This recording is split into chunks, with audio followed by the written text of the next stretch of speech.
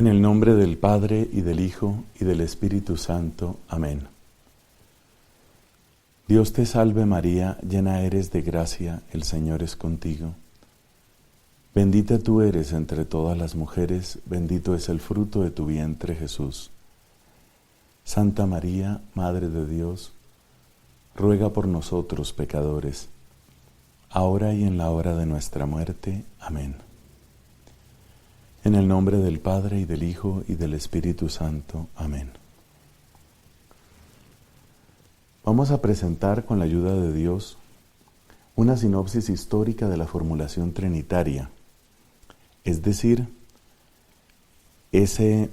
una visión de ese periodo difícil, confuso a veces, que va desde el tiempo del Nuevo Testamento, básicamente el siglo I, hasta más o menos el Concilio de Calcedonia. Incluso habría que ir un poco más, y ya estamos hablando del siglo V.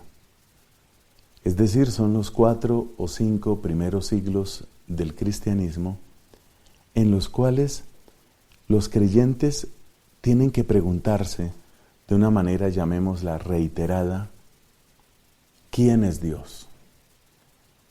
¿Qué sabemos de Dios ahora que hemos conocido a Jesucristo? Es una pregunta muy profunda y que en cierto sentido resulta inesperada. Es verdad, y ya lo hemos comentado, que en el Antiguo Testamento encontramos una serie de expresiones que anticipan lo que nosotros hoy conocemos como el dogma trinitario.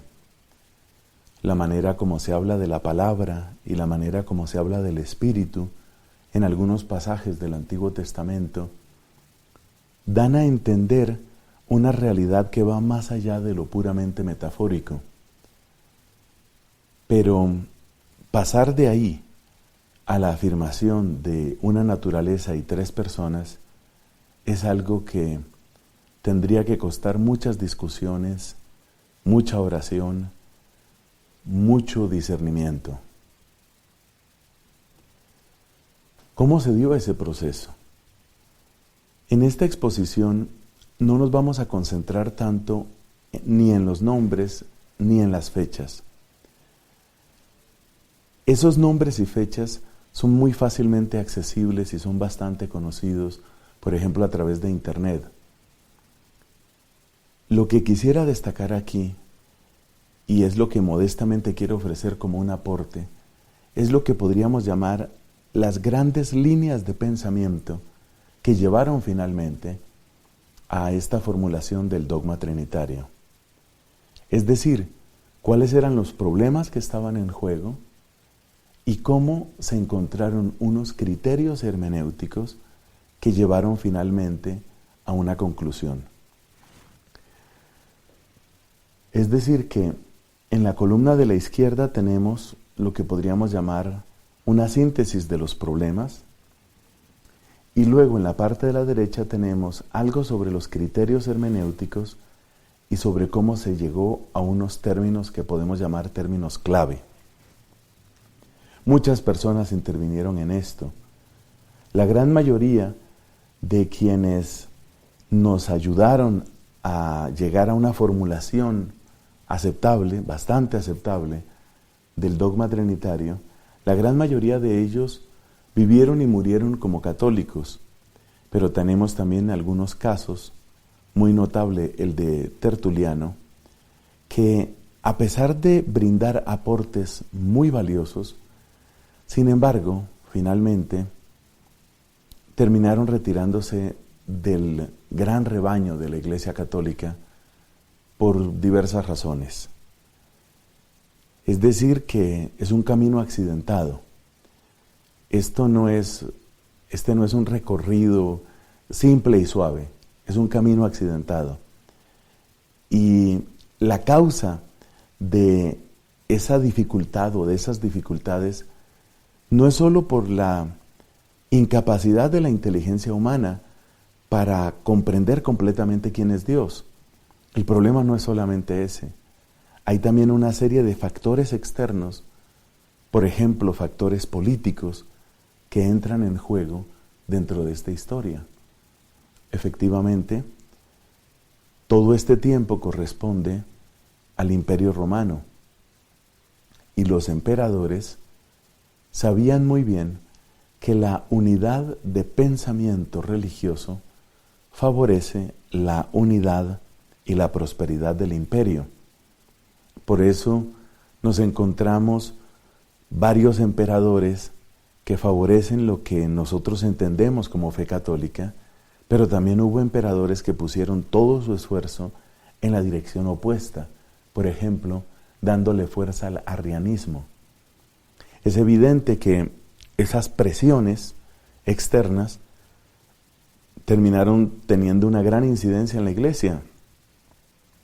Hubo un momento, por ejemplo, en el que la gran mayoría de los cristianos eran arrianos, es decir, la postura ortodoxa, la que después grandes autores como Tomás de Aquino van a exponer, esa postura era minoritaria y la gran mayoría de la gente tenía una idea diferente.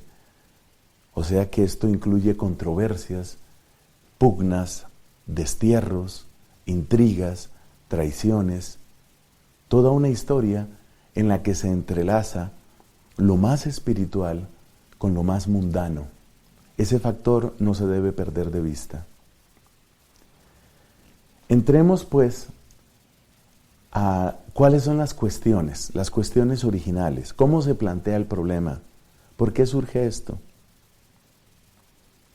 Bueno, es evidente que el Señor Jesucristo se presenta y toda su misión se realiza en consonancia y en una continuidad o respuesta con lo que venía del Antiguo Testamento. Nosotros, al decir Antiguo Testamento, pues ya estamos tomando una determinada postura. Para ellos no era el Antiguo Testamento, eran las Escrituras.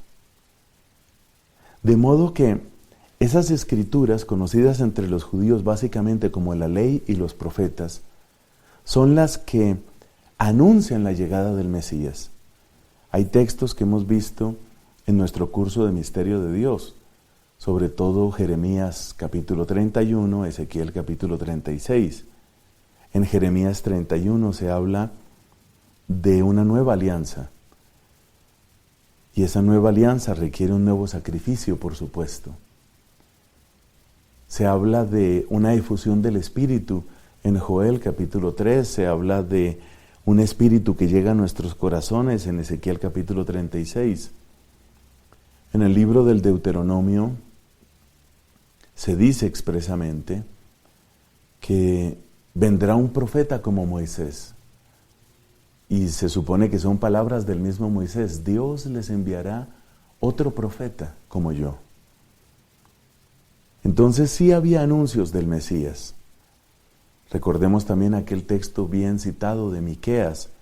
Y tú, Belén, tierra de Judá, no eres la más pequeña de las poblaciones de Judea, porque de ti saldrá un jefe, de ti saldrá el Salvador. Además está la gran promesa que Dios le ha hecho a David, que el reinado no se apartará de su casa. Pero en tiempos de Jesús, esa palabra se vuelve incomprensible porque realmente es el Imperio Romano el que está mandando. Y el que ejerce como rey, es decir, Herodes, de ninguna manera puede decir que sea descendiente de David. En todo caso, las Escrituras apuntan a la llegada del Mesías. Pero luego resulta que esas Escrituras tienen como primero y fundamental de todos los mandamientos que Dios es uno. Amarás al Señor tu Dios con todo tu corazón, Deuteronomio capítulo 6, con toda tu alma, con todas tus fuerzas. Y Dios dice claramente, allá en el libro del Éxodo, en las 10 palabras, en el Decálogo, dice, no tendrás otros dioses ante mí, Dios es uno, es el único. Con ese monoteísmo tan claro, tienen que suscitarse pronto dificultades Y la primera que aparece es la cuestión bíblica textual, es decir, hay textos de la Escritura que inmediatamente nos hacen preguntarnos, nos obligan a preguntarnos. Por ejemplo, aquello de que Cristo se manifiesta Señor del sábado. El sábado es una institución divina. De hecho, el mandamiento del sábado es algo tan característico de Israel que puede decirse que junto con la circuncisión es un modo de pertenencia. Los extranjeros que guardan los sábados tienen promesas de parte del Dios de Israel, pero Cristo se manifiesta superior al sábado. Cristo dice: habéis oído, pero yo os digo. Y ese habéis oído proviene en su mayor parte de la ley misma de Dios. Y Jesús dice: yo os digo, ¿quién es este? Y luego el mismo Cristo perdona pecados. Es decir, todos estos actos propios del Mesías son actos propios de Dios. Entonces, ahí se va planteando el problema. Luego, varias de sus acciones proclaman también esta divinidad, aún sin palabras.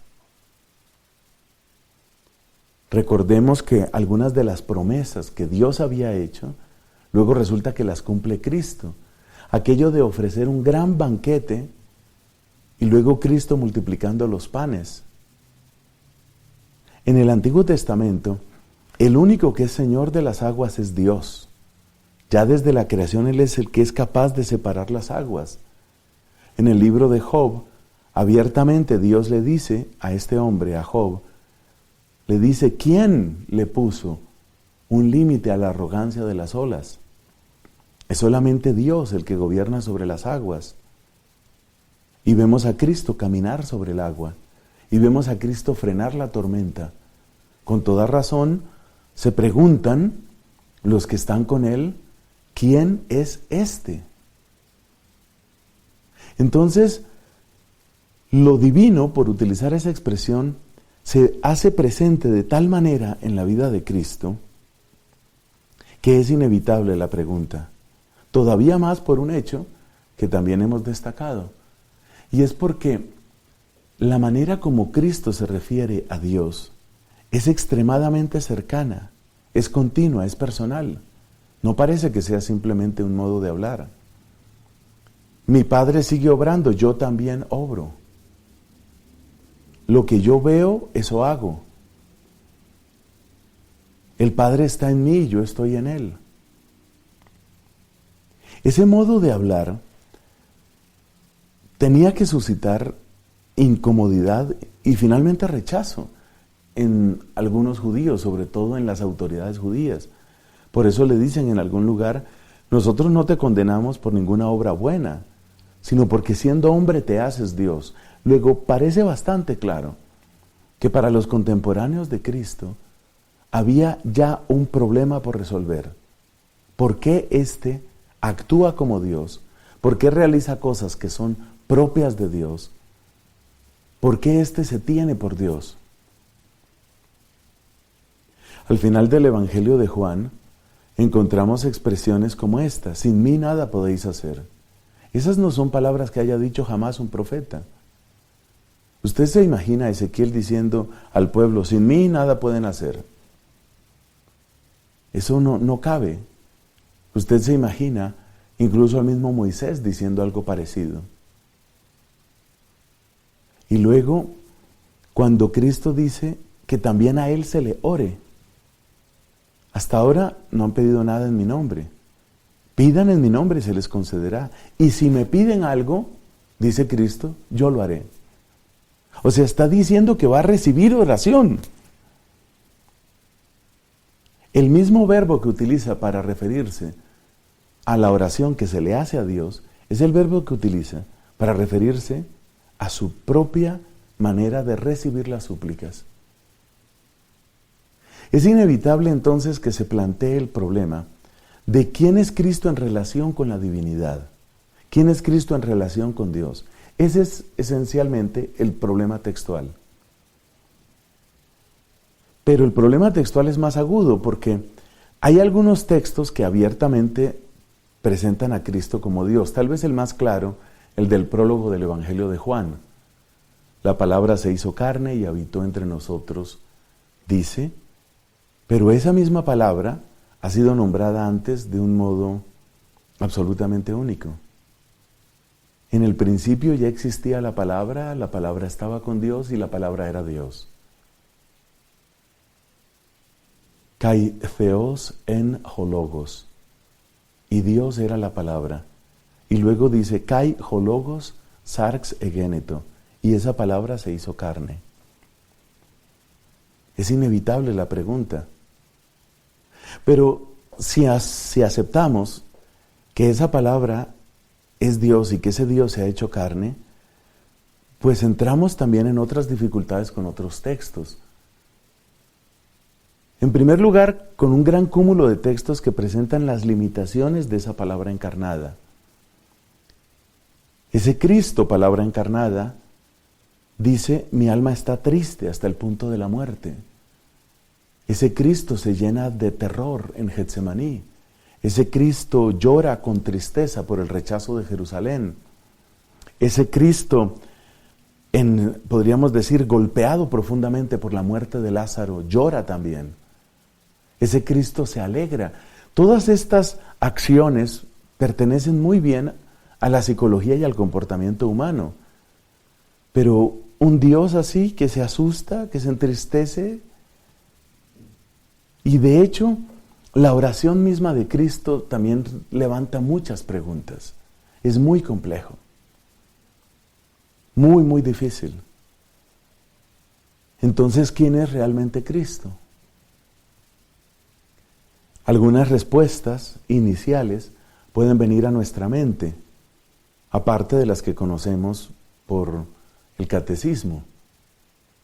Uno puede pensar que Cristo tal vez pues es el mismo Dios, pero como vestido de otra manera.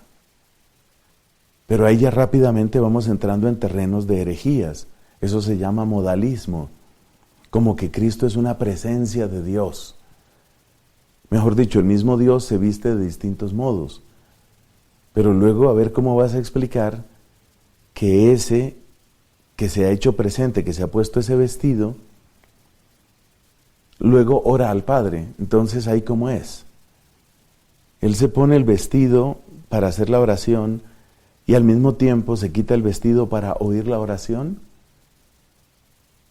Reconozcamos que es difícil. Es difícil porque no sabemos cómo compaginar la unicidad de Dios con la presencia de este Cristo, que en todo se manifiesta tan humano, pero en tantas ocasiones hace unos despliegues de poder, de sabiduría, de bondad, de ternura, de misericordia, que solo son posibles en Dios. A eso llamamos la cuestión bíblica textual. Luego viene la cuestión del lenguaje revelado. Cuando tratamos de hablar de quién es Cristo y tratamos de quedarnos solamente con el lenguaje bíblico, rápidamente nos damos cuenta que simplemente hay una serie de textos que nos ponen a andar en círculos. Parece esto, pero luego parece esto otro, pero luego parece esto otro. Tenemos este versículo, pero también este versículo, también este y también este. Y empiezas a dar vueltas con los versículos y no parece que estés avanzando. Entonces, algunos, empezando por el mismo Tertuliano, empiezan a utilizar palabras que no son estrictamente bíblicas. Se atribuye precisamente a este hombre, a Tertuliano, se atribuye la primera mención de la tríada, lo que nosotros llamamos Trinidad. Entonces, ¿qué hacer con esas palabras? Es decir, la palabra tríada o la palabra Trinidad no aparece en la Escritura. es que para entender la Escritura necesito palabras que no están en la Escritura. ¿Necesitamos de esas palabras? Esta controversia llegó a ser bastante fuerte porque algunos pensaban que si no se utilizan otros conceptos que no están en la Escritura, pues simplemente vamos a seguir en ese juego en círculos de oponer unos versículos a otros. Pero si empiezas a utilizar palabras que no están en la Escritura, ¿no es eso contaminar la revelación? Eso es lo que llamamos la cuestión del lenguaje revelado. Eso es como contaminar la revelación. Algunos pensaban así, por lo menos. Es decir, nos damos cuenta que si vamos a utilizar esas otras palabras, posiblemente junto con esas otras palabras, estamos también introduciendo otras ideas, otras enseñanzas, otras doctrinas, que eso no es lo que nos ha dado Dios en su palabra, eso no es lo que nos ha dado en la Escritura. Entonces estamos suplantando la autoridad de Dios y la enseñanza que viene de Él, la estamos suplantando con aquellas palabras que para nosotros son las verdaderamente comprensibles. Pero ¿no será que el precio que estamos pagando por tratar de comprender, no será que ese precio es finalmente el precio de, digamos, negar? ¿No estaremos negando lo que Dios nos enseñó? Y si fuera ese el caso, y si nosotros estuviéramos negando lo que Dios nos dio, entonces en vez de comprender, lo que estamos haciendo es traicionar. ¿Cómo saber que no estamos traicionando la palabra cuando utilizamos palabras que no están en la Biblia, ideas que no están en la Biblia? Algo de esta resistencia permanece también en nuestro tiempo. Así, por ejemplo, hay personas que sienten que cuando se utilizan categorías filosóficas, lo que estamos es helenizando la Biblia. Hélade es uno de los nombres que tiene toda esa región de Grecia, y el mundo helenístico es el mundo griego. Entonces la helenización del lenguaje teológico es la entrada de la filosofía griega como herramienta, dicen los optimistas, como contaminación, dicen los pesimistas, contaminación del lenguaje cristiano. La helenización sería una especie de traición, y por eso la única manera de conservar el mensaje bíblico en su pureza es ateniéndonos a las palabras mismas de la Escritura, ateniéndonos a lo que allí aparece. Entonces, incluso entre algunos sacerdotes uno encuentra esa resistencia. Me acuerdo un sacerdote, amigo mío, que decía, ¿qué hubiera pasado en la historia del mundo si en vez, oiga esta pregunta tan interesante, si en vez de expandirse el Evangelio dentro de una matriz básicamente griega, y por lo tanto quedar tan impregnada de ese lenguaje helenístico, filosófico helenístico, ¿qué tal que el Evangelio hubiera llegado primero a otras culturas, qué sé yo, culturas agrícolas o culturas de cazadores y recolectores en África, o culturas de lo que era la antigua Arabia o culturas de la India? ¿Qué hubiera pasado? ¿Tendríamos otro sistema de pensamiento, tal vez más cercano al mundo semita? Por eso algunos, en este tema del lenguaje revelado, hacen toda una oposición como si fueran prácticamente incompatibles el bando semita y el bando griego. Entonces se oyen expresiones como decir, los semitas nunca pensaron en términos de alma y cuerpo, eso es una contaminación del mundo helenístico. Entonces volvamos a la pureza del mundo semita. La inmortalidad del alma, por ejemplo, ese es un tema completamente filosófico, griego, eso no tiene nada que ver con la fe cristiana. Esas palabras se escuchan a veces en congresos de teología o en lugares donde se plantean esa clase de temas. Hay una gran desconfianza ahí sobre qué es lo que realmente podemos aprobar o no podemos aprobar. Y uno de los refugios de eso es, vamos a cobijarnos, vamos a meternos solamente dentro del mundo semita, vamos a quedarnos solamente con la terminología semita y con el mundo semita, y en ese mundo semita, pues ahí estamos seguros, porque ahí es donde está la verdad, mientras que lo otro son distintas contaminaciones que han venido de distintas culturas, sobre todo del mundo griego y del mundo romano, porque efectivamente suelen ser los mismos que critican la filosofía griega, pues también critican el modo organizativo, administrativo y de poder en los romanos. Entonces, para ellos, así como hay que purificar la exposición de la fe cristiana de estos trazos griegos, pues también hay que purificar la estructura de la iglesia de toda esa parafernalia, de toda esa jerarquía romana. Eso es ajeno, eso es contaminación. Fíjate hasta dónde llega ese problema, la cuestión del lenguaje revelado.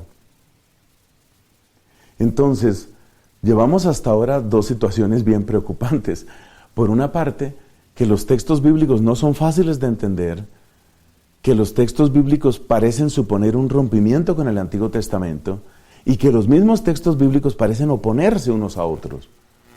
Por otro lado, nos damos cuenta que no es fácil salir de esa situación porque con los solos textos del Nuevo Testamento, incluso con el auxilio que nos pueda dar la interpretación veterotestamentaria, todavía es muy difícil aclarar las grandes y difíciles preguntas, porque vemos que empieza uno, como ya hemos dicho varias veces, empieza uno a dar vueltas en círculos en el sentido de que a cada versículo le puedes encontrar tal vez otro versículo, y entonces ahí ¿a dónde llegas? En el siglo III hubo un hombre que quiso romper esa situación de difícil interpretación bíblica, haciendo afirmaciones bastante rotundas sobre quién es Cristo. La afirmación fundamental viene de un sacerdote de Alejandría, en el norte de Egipto, hacia mediados del siglo III, año 250, 260, estamos hablando de Arrio. Y el planteamiento de Arrio es muy sencillo, mira, Dios solo es uno, Cristo es una criatura de Dios. Cristo fue hecho por Dios, el Hijo fue hecho por Dios.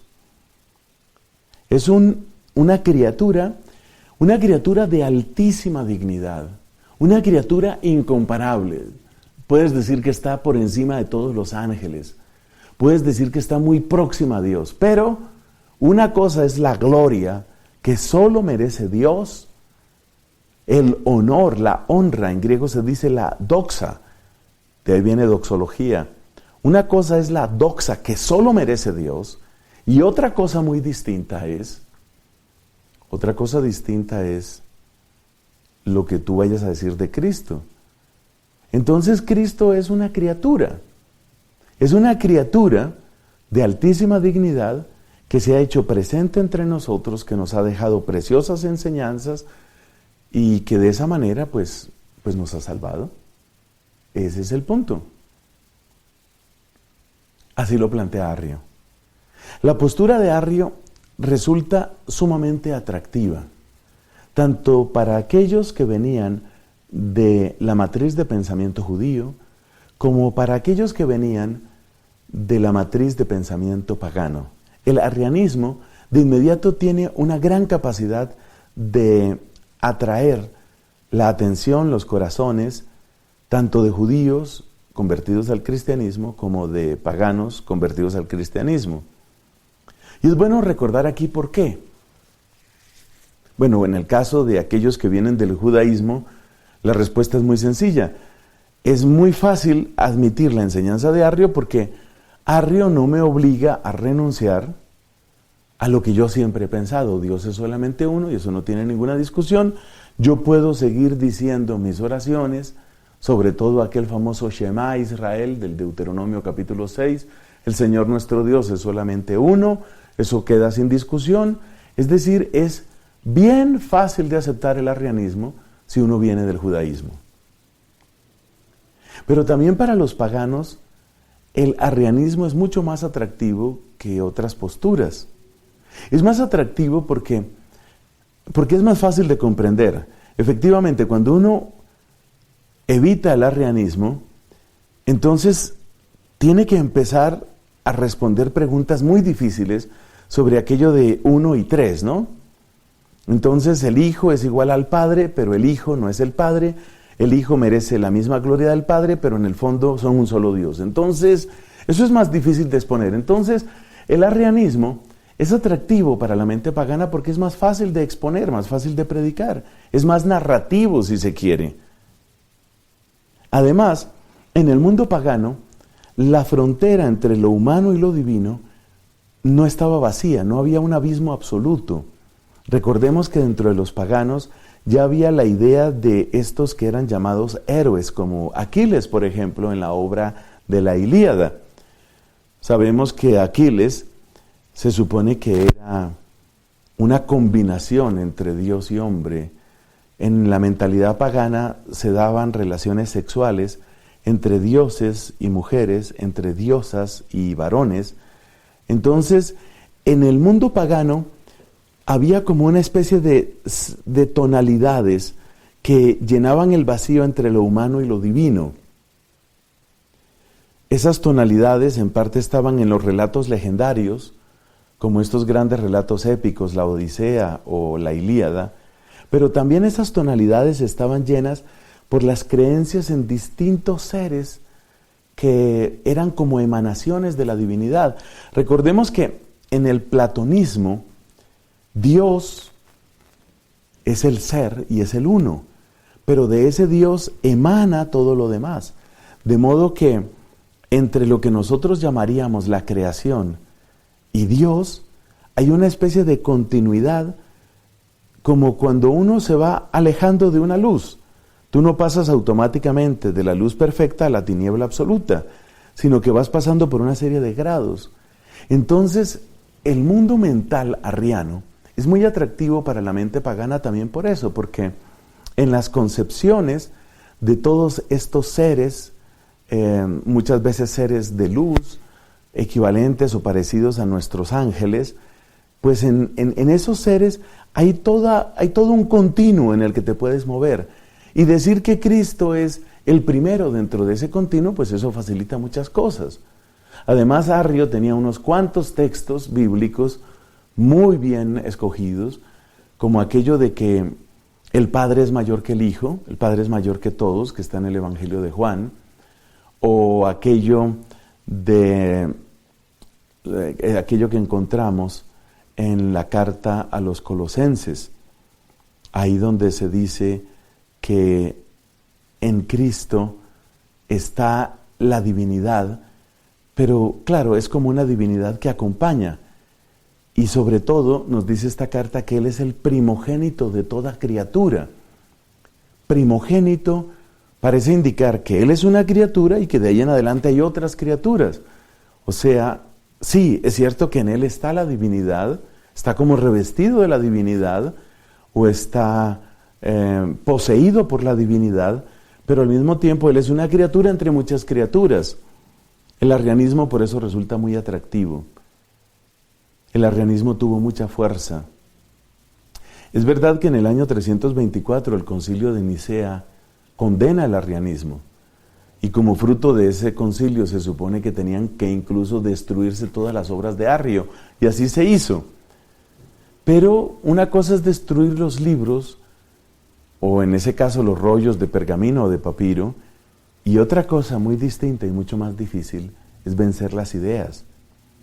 De hecho, como hemos comentado en otros escenarios y en otras ocasiones, uno puede hallar verdaderas trazas de arrianismo también en nuestra época. También en nuestro tiempo uno ve que hay arrianismo en distintos lugares. No es sino darse cuenta de la gran cantidad de libros de teología y de teólogos que a toda costa tratan de minimizar lo que pueda darle un carácter sobrenatural a Cristo. Entonces, negar el nacimiento virginal, negar la resurrección, negar los milagros. Es evidente que hay un arrianismo larvado que sigue funcionando, que sigue caminando, que sigue reptando en el subsuelo de la Iglesia Católica también en nuestro tiempo. Y eso sale en facultades de teología, eso sale en seminarios, eso sale en libros que son vendidos incluso en librerías católicas. Bueno, este es el conjunto de la problemática. Una cuestión bíblica, textual, compleja, porque no sabemos cómo relacionar con el Antiguo Testamento, porque hay dificultad entre los mismos textos. Luego la cuestión del lenguaje revelado, si de verdad podemos acudir al mundo filosófico, si el auxilio de la filosofía es real o tal vez lo que hace es complicar más las cosas. Y luego pues tenemos el gran desafío arriano. Van a venir muchas otras herejías. Habría que mencionar, por ejemplo, el nestorianismo, habría que mencionar el ebionismo, ya dijimos el modalismo, sabelianismo, o sea, hay muchas herejías, pero la gran mayoría de esas herejías tienen que ver en primer lugar con la persona de Jesucristo y son más propias de un estudio en un curso de cristología. Aquí nos interesa sobre todo el arrianismo, entre otras cosas porque si uno lo piensa bien, prácticamente todas las otras herejías vienen a ser hasta un cierto punto hijas del arrianismo, porque en el fondo lo que están negando siempre es la realidad de Cristo como verdadero Dios o como verdadero hombre. Planteada así la problemática, entonces vayamos un poco a cómo son los criterios hermenéuticos, es decir, ¿qué ha hecho la Iglesia? ¿Qué han hecho los creyentes para responder a estos tremendos desafíos? Y resulta que el más importante de todos los criterios no está escrito en este tablero, pero es el que llena todo. Y es el gran criterio que ya aparece desde comienzos del siglo II, por ejemplo en las palabras del gran San Ignacio de Antioquía, obispo y mártir, que como sabemos murió en Roma en el año 107, apenas empezando el siglo II. Y ese gran criterio hermenéutico es la verdad de nuestra salvación. Ese es el gran criterio hermenéutico. ¿Hemos sido o no hemos sido salvados? Realmente salvados por Dios en Cristo. ¿Cristo es el Salvador, sí o no? Asegurar la verdad de la salvación fue siempre el criterio de criterios para todos estos grandes pensadores, muchos de ellos mártires, grandes testigos de la fe y grandes maestros de la misma fe. El gran criterio hermenéutico es: ¿hemos sido salvados, sí o no? Por supuesto, la respuesta es sí. Entonces, todo aquello que niegue la verdad de la salvación, todo aquello que empañe la verdad de la salvación, todo aquello que disminuya la verdad de la salvación, de inmediato tiene que hacer saltar nuestras alarmas y tiene que producirnos una gran desconfianza y una gran distancia. Ejemplo.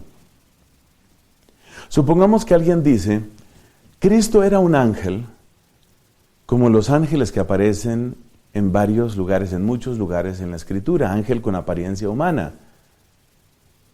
El modo estándar de comprender aquellos personajes que se presentan en el libro del Génesis, que van primero donde Abraham y que luego van donde Lot, esos eran ángeles. También se habla de ángeles en el libro de Tobías, concretamente de un ángel, el ángel Rafael. Pero el ángel Rafael tenía una apariencia completamente humana. Entonces, supongamos que alguien dice: mira, lo que sucedió con Cristo es que Cristo era un ángel. Era un ángel que tenía apariencia humana, como se cuenta en la Escritura en varios lugares. Por algo la carta a los Hebreos da como argumento para hospedar a los peregrinos creyentes, les dice: hospédenlos.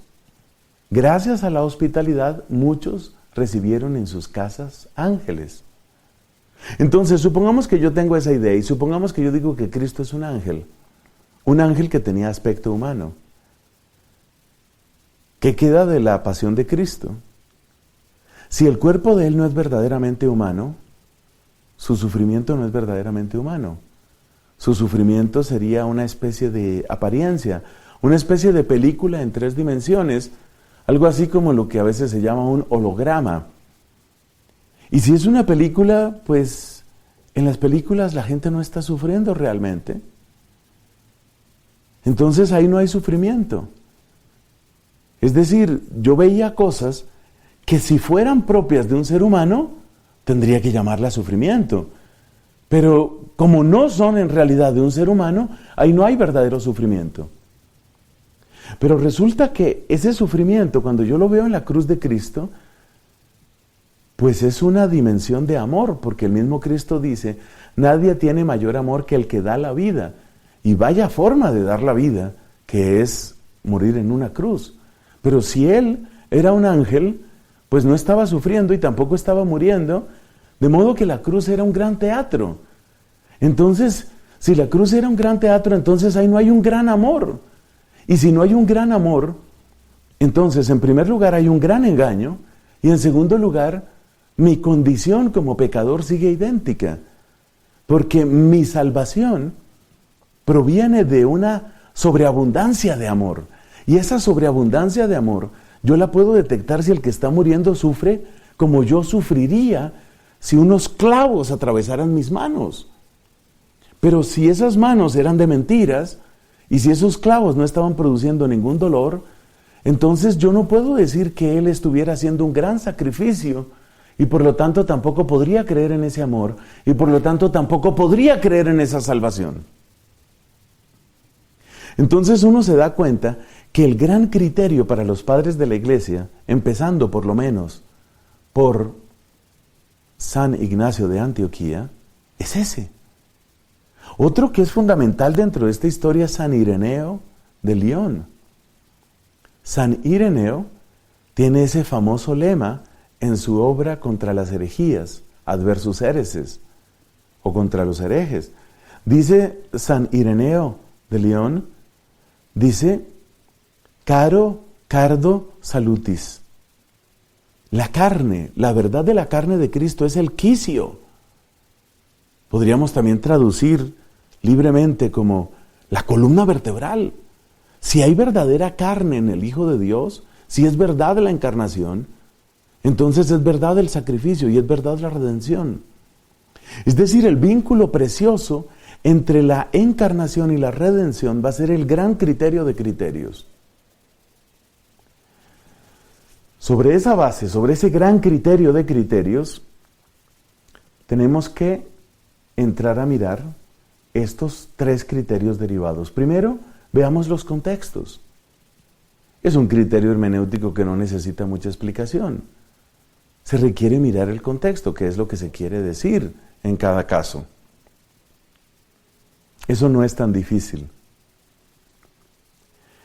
Pero luego viene el segundo criterio, la capacidad explicativa de cada teoría o de cada enseñanza. Lo que queremos decir es que si tú tienes 2 teorías, por ejemplo la arriana y la católica, y te das cuenta que la enseñanza arriana se defiende muy bien para dar razón de unos cuantos versículos, pero realmente no tiene cómo explicar otros, mientras que aquí tienes otra enseñanza que puede explicar los versículos explicados por el arrianismo, pero, además puede explicar otros. Lo que tenga mayor capacidad explicativa seguramente está más cerca de la verdad. Eso va muy unido a lo del contexto. No te quedes con un solo versículo. Si tú te quedas solamente con aquel versículo que dice, de esa hora no lo sabe ni los ángeles ni el Hijo, sino solo el Padre, hablando del juicio final, Cristo pronuncia esas palabras. Si tú te quedas solo con ese versículo, entonces, con ese solo versículo, tú puedes montar toda una teoría, por ejemplo, una teoría arriana. Si tú te quedas solo con un conjunto de versículos, como este que acabo de mencionar, más aquel versículo de que Él es el primogénito de toda criatura, o sea, si tú empiezas a seleccionar aquí y allá los versículos que apoyan tu teoría parece sólida, pero la capacidad explicativa no tiene que quedarse con un solo conjunto de versículos, así sean bastantes en número, necesitas una capacidad explicativa todavía mayor. Entonces me doy cuenta que la afirmación de que Cristo es criatura deja sin respuesta muchas cosas, demasiadas cosas. Ese Cristo, que en primer lugar ya no sería verdadero hombre, pues ese Cristo no explica realmente el sufrimiento de la pasión. Estaríamos un poco en el caso de aquel ángel que toma una especie de cuerpo humano. Entonces Arrio se queda corto, se queda muy corto frente a esos textos, se queda muy corto para explicar por qué Cristo dice yo perdono, yo te perdono. La más elevada de las criaturas, la más santa de las criaturas, podría decir Dios te perdone, porque Él es el único que puede perdonar. Pero Cristo no utiliza esa expresión, tus pecados están perdonados. Esa declaración, ese yo te perdono de Cristo, no hay manera de entenderlo si no afirmas la realidad de su divinidad. Entonces, cuando se empiezan a quedar cortos algunos versículos, o sea, tu manera de explicar esos versículos, en ese momento te das cuenta, esta no puede ser la explicación, esta no puede ser la verdad católica, no puede ser, no es. Eso es lo que significa capacidad explicativa.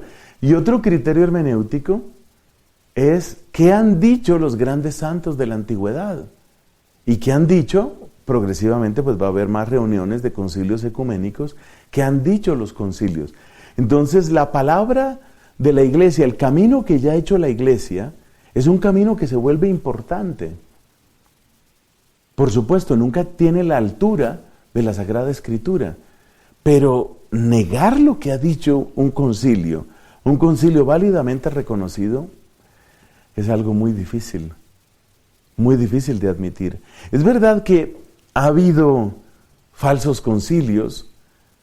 Se habla, por ejemplo, en la historia de la iglesia del famoso latrocinio de Éfeso, allá a mediados del siglo V. Una reunión de algunos obispos de distintos sitios que trataron de volver a poner en marcha una gran parte del pensamiento arriano. Gracias a Dios vino al poco tiempo el concilio de Calcedonia y bueno, dio bastante claridad al respecto. Entonces lo que la iglesia ha caminado tiene una autoridad, es lo que nosotros llamamos tradición. Recuerda que la tradición no es un depósito muerto, es más bien el acto continuo propio de la historia de la iglesia, propio del caminar de la iglesia, es ese acto continuo por el que la verdad se va transmitiendo y en el camino por el que se transmite se va comprendiendo también mejor. Entonces, para cerrar esta parte de los criterios, el gran criterio es, somos verdaderamente salvos y lo que niegue, empañe, distraiga o explique mal esa salvación está equivocado. Y de ese gran criterio surgen estos otros criterios. Miremos siempre el contexto, no nos quedemos con colecciones de versículos. Miremos en dónde está la máxima capacidad explicativa y tengamos en cuenta el camino que ya ha recorrido la iglesia. Bueno, siguiendo esos criterios, poco a poco se fue llegando a unos términos clave.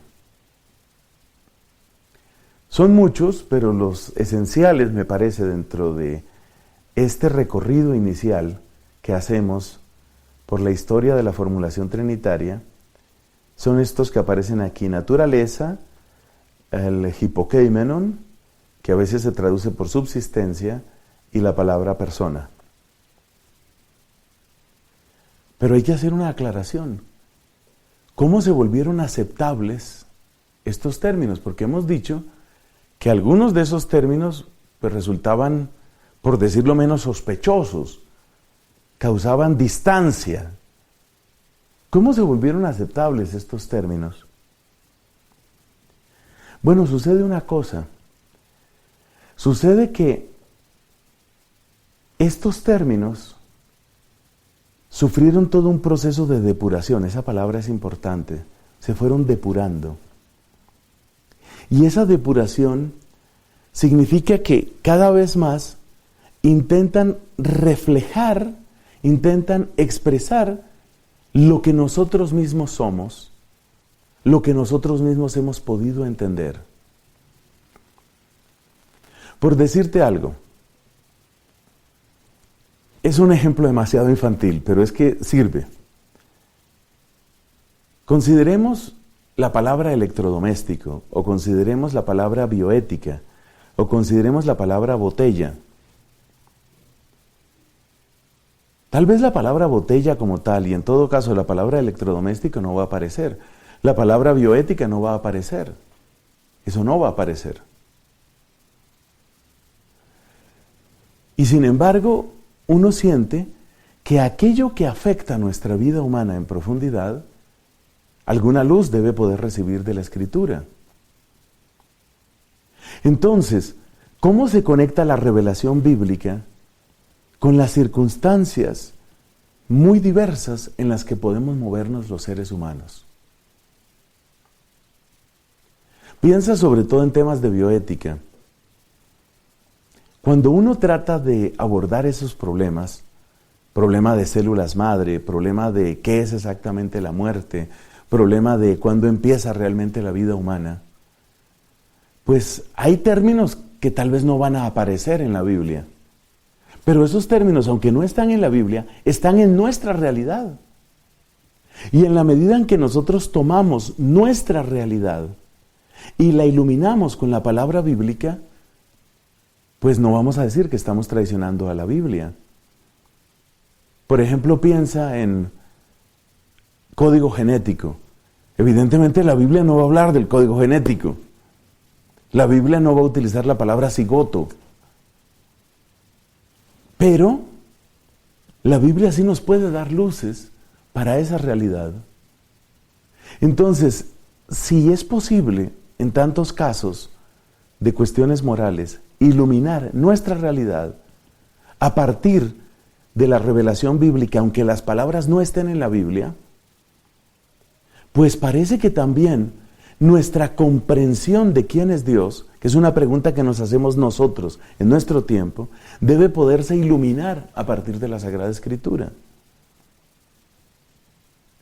Entonces, una palabra como naturaleza es una palabra que con el uso filosófico estricto no aparece en la Biblia, pero sí hay una naturaleza humana. Y esa naturaleza humana, que yo la encuentro en mi realidad cuando la pienso profundamente, esa naturaleza humana mía necesita ser iluminada por la Sagrada Escritura. Entonces, en la medida en que afronto realidades y preguntas y sé que tienen que ser iluminadas por la palabra, yo no miro esas realidades como incompatibles con la palabra divina. Más bien, trato de ver cuál es el lugar que ocupan esas palabras dentro de la palabra de Dios. Entonces, al hablar de nuestra naturaleza humana herida por el pecado, yo no estoy traicionando la Biblia. Estoy más bien iluminando una realidad que es mía, que es propia, que me encuentro a partir del texto bíblico. Por algo dice el Evangelio de Juan que el Espíritu Santo nos conduciría a la verdad completa. Dentro de esa conducción es evidente que el pueblo de Dios se va a encontrar con preguntas doctrinales, dogmáticas, morales, que no están enunciadas exactamente así en la palabra de la Biblia, en sus 73 libros. Terminemos estas reflexiones comentando brevemente qué se llegó a entender con estos términos, que ya nos acercan a las reflexiones sistemáticas que van a hacer otros autores, como un San Agustín o como un Santo Tomás. La palabra naturaleza alude a aquello que es propio de un ser, aquello que tiene por su propio origen. Naturaleza está emparentado con el verbo nacer, el verbo nascor. Natus sum quiere decir nací. Natus sum in Bogotá, nací en Bogotá. De ahí viene natura, que es lo que nosotros traducimos por naturaleza. Entonces, naturaleza es lo que tiene un ser independientemente de lo que otros seres le hayan dado, y eso también excluye lo que venga por cultura, por formación, por educación, por influencia externa, lo que el ser tiene como más propio suyo, por el ser simplemente lo que es. Ese es el concepto de naturaleza. Entonces uno se da cuenta que la naturaleza es algo que permanece. Así, por ejemplo, una persona puede realizar grandes cosas muy nobles o puede realizar cosas espantosas y criminales. Y en ambos casos vemos la naturaleza humana. Es decir, aunque metafóricamente nosotros decimos de una persona que ha hecho cosas horrendas, decimos es una bestia, todos entendemos que no es una bestia, es un ser humano. Es un ser humano que ha realizado cosas horrendas. Su naturaleza no la pierde. Nos damos cuenta también que hay distintas naturalezas de acuerdo con los distintos seres. Ya he dicho, el ser humano no se vuelve bestia, la bestia no se vuelve ser humano, el ser humano no se vuelve ángel, el ángel no se vuelve Dios. Entonces la naturaleza es algo que permanece, es algo que no es prestado, es algo que no es recibido de otros, es algo muy propio de cada uno. Tiene sus propiedades, tiene sus características. Podríamos decir, es propio de la naturaleza del águila volar, no es propio del ser humano en su cuerpo, simplemente con su inteligencia otras cosas logrará, pero en su cuerpo no es propio de su naturaleza volar. Si lo intentas, te llevarás un golpe o algo peor. Entonces esa es la naturaleza. Hay una naturaleza divina. Hay algo que es propio de Dios por ser Dios. Por supuesto, toda naturaleza tiene derechos y tiene deberes. Como ser humano, porque tengo esa naturaleza humana, yo tengo unos ciertos derechos, los cuales solemos llamar derechos humanos. Pero también tengo unos deberes, deberes que yo no espero que tengan otros seres. Un cactus, una ameba, no tiene los deberes que yo tengo. Entonces la naturaleza trae obligaciones, trae derechos. Es propio, por ejemplo, de la naturaleza divina, lo que se estudia en los atributos, es propio de la naturaleza divina, la santidad, la bondad, la sabiduría, etc. Eso es lo propio de la naturaleza divina. La palabra hipokeimenon quiere decir subsistencia. La subsistencia es como el sujeto. ¿A quién le atribuyo yo una acción? Hypo quiere decir debajo. Hipokeimenon es como lo que está debajo. Lo que subsiste debajo, lo que está debajo de. Entonces, por ejemplo esto. Cristo en Getsemaní. Hay una acción, está orando. Esa oración, ¿a quién se la atribuyo? ¿A quién? Uno se da cuenta que las atribuciones no son exactamente a la naturaleza. Si yo, por ejemplo, estoy comiendo, o si yo cometo un robo, o si yo tengo una obra de misericordia, esa obra de misericordia o ese crimen no es de la naturaleza. Yo no digo, la naturaleza humana ha robado. Yo no digo, la naturaleza humana ha sido compasiva. Yo digo, este o aquel ha cometido un robo o ha hecho una obra buena. Entonces, la palabra hipokeimenon alude a eso. ¿Qué es lo que está debajo? ¿En dónde se origina la acción? ¿En dónde empieza la acción? Y esto es muy importante en el discernimiento trinitario, porque la palabra hipokeimenon es la que va a servir para empezar a diferenciar lo que son propiamente las distintas subsistencias. Yo no voy a decir que en Getsemaní estaba orando el Padre. No, yo no voy a decir eso. Yo no voy a decir que estaba orando la naturaleza divina. Yo diré, ahí estaba orando Cristo. Es la única respuesta realmente consecuente. Ahí estaba orando Cristo. Entonces, una subsistencia implica una asignación de acciones o de pasiones. ¿Quién estaba padeciendo en la cruz? ¿El Espíritu Santo? No estaba padeciendo la naturaleza humana simplemente en la cruz. En la cruz, ¿quién estaba padeciendo? Entonces, aquello que es sujeto de acciones o de pasiones, esa es una subsistencia, que en griego se dice hipokeimenon. De la palabra hipokeimenon, o en relación con hipokeimenon, aparece otra palabra griega que es prosopon. La palabra prosopon alude a persona. Hay toda una etimología, en parte graciosa, sobre lo que significa la palabra prosopon.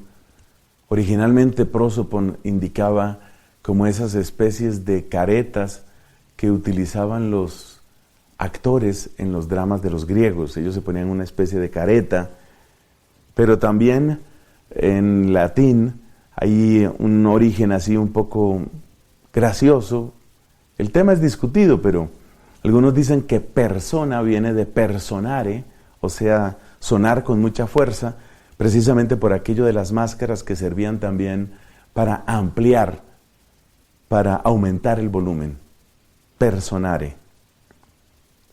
Pero, ¿qué es lo que nos interesa sobre persona, sobre la palabra persona? Lo que nos interesa es que la persona es aquella a la que yo puedo dirigirme. Yo no me dirijo a lo abstracto como la naturaleza. La persona se dirige hacia mí a través de acciones o pasiones. Yo me dirijo hacia la persona a través de acciones o pasiones. Algunos autores, como Cirilo de Alejandría, hacen una confusión entre persona y naturaleza. No fue fácil ese tiempo, por la época del concilio de Éfeso. No fue fácil ese tiempo, comienzos del siglo V. Pero a lo que alude persona es eso. La persona supone alguien que se dirige hacia mí, que puede dirigirse hacia mí, que puede actuar sobre mí, o a quien yo me puedo dirigir. Por otro lado, esa idea de persona se va enriqueciendo, porque no llamamos persona simplemente aquello que es comienzo de una acción. Yo podría decir que un perro, por ejemplo, una mascota, hay un perrito que se llama Rocky, por ejemplo, y Rocky, entonces, juega conmigo. Rocky me está pidiendo alimento. Rocky quiere que yo lo consienta o juegue con él. En ese sentido, Rocky sería una subsistencia. Pero yo no utilizo la palabra persona para Rocky, a pesar de que cada vez más se habla de la personalidad que tienen las mascotas. Yo utilizo la palabra persona para una subsistencia en determinada naturaleza.